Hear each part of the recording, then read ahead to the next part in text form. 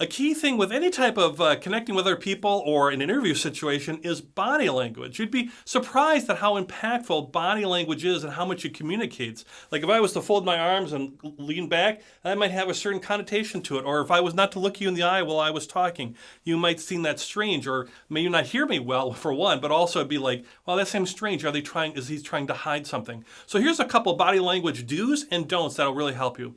First thing with body language on the do side is it all depends on culture. Some folks, talk closer as far as a culture or further away, or they have different ways of communicating or body language, shaking hands, bowing, whatever it might be. So it does all depend on culture. And I come from the United States, I come from that perspective of culture. So do adapt this to your culture. Also, body language can convey messages that are stronger than words many times, as we mentioned. When you enter into an interview situation, let's say you're walking in and you're first meeting the person, you want to be confident from a body language standpoint, but not cocky or anything like that, or not disdainful. It's confident. You're up. Your body is erect. You're standing, straight up and down. You're sitting straight up and down. You project this level of confidence. You're not looking down. You've got eye contact, and you're really in a confident mode. When you're answering questions, you want to have about 80% or more of eye contact. When you don't have eye contact, it means you might be hiding something, or that can be the impression, or it just might seem uncomfortable for the person who's interviewing you. By the same token, if it's 100% and you're just staring at them with wide eyes the whole time, that can be a little nerve-wracking too. So it's okay to look around every once in a while, but you want to really focus on having eye contact. Use your head. Use your head to nod in agreement or maybe disagreement. Usually you're nodding in agreement, or you're nodding that you're understanding the question by nodding your head. Also, don't forget to smile and be generally happy that you're here for an interview.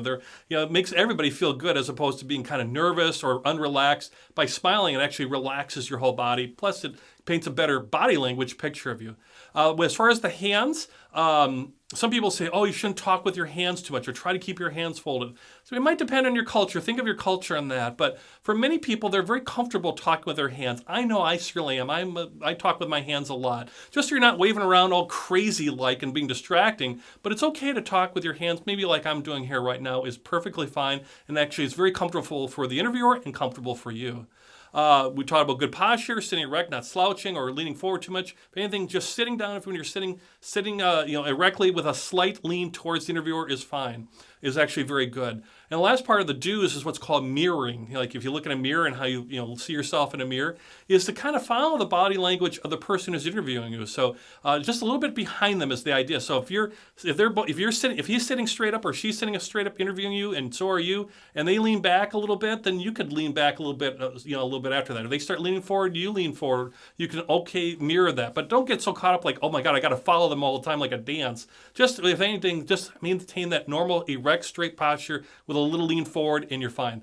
Be comfortable, be relaxed, but don't be, slouchy or leaning over stuff. You want to show yourself as a professional. Couple of things on body language don'ts to do. One, it all depends on culture once again, so look at it from your cultural point of view and the your interview's cultural point of view, particularly if you're interviewing internationally. And same thing, can really convey a strong message, maybe a more powerful message in a wrong way. We talked about eye contact, slouching, all the things that we talked about in the body language do's. Do those, but don't do the opposite of them, like not having eye contact or slouching or appearing not confident and looking down. Avoid all those kind of things. Just take the do's and don't do the opposite of those. Particularly watch out for a couple of things, like wringing of hands, where people sometimes go like this. It's a natural nervous thing. Just hold your hands together. If you do that or talk with your hands will help a great deal with that. Or if your legs are nervous or you have some foot tapping, to just be aware of that. Also, you see people where they fold their arms, and in many cultures, this is the closed off position. It's a almost an argumentative position. So depending on your culture, but in most cultures, being open, having your body open is a very opening, welcoming, and communicative way. So try to do that too. It's okay to touch your head or your face every once in a while, just not to do excessively or wiping yourself. Try not to touch your face too much as far as just some general body language, or shifting in your seat. Sure, there could be some mirroring, going forward, back, maybe even cross your leg every once in a while. If the interviewer's crossing your leg, we're all comfortable together. That's fine every once in a while, but the idea is maintain your comfortable, erect, slightly lean forward posture, open your body, talk with your hands a little bit is fine, eye contact, and you'll be great. So the idea is body language counts right from the day you walk, or the moment you walk in the door, from the person you first meet at the reception area to all the way through the interview. And just be natural. Be in confident body language, but in the end, just be natural and relaxed and answer the questions and have a good time with it too. Remember, you've got a great opportunity and be excited about that and smile in the last part of the body language. Smile and show that enthusiasm.